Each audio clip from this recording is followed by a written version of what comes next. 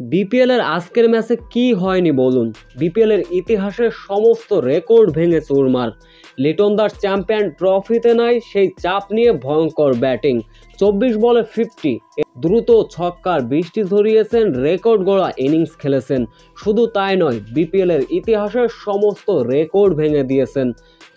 24 বলে 50-র পর রীতিমতো ব্যাটিং তাণ্ডব চালিয়েছিলেন লিটন কুমার দাস।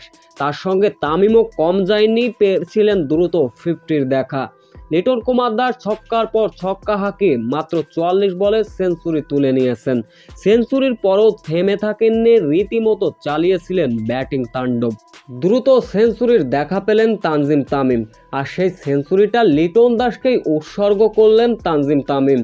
এরপর যখন তানজিম তামিম 108 রানে আউট হয়ে সাজঘরে ফিরছিলেন, পিছন থেকে লিটন দাস তানজিম তামিমকে ডাক দিলেন, ডাক দিয়ে জড়িয়ে ধরলেন। তানজিম তামিমের এমন ব্যাটিং দেখে হয়তো মুগ্ধ হয়ে গিয়েছিলেন লিটন কুমার দাস। শেষ পর্যন্ত ঢাকা ক্যাপিটালস করতে পেরেছিল 254 রান।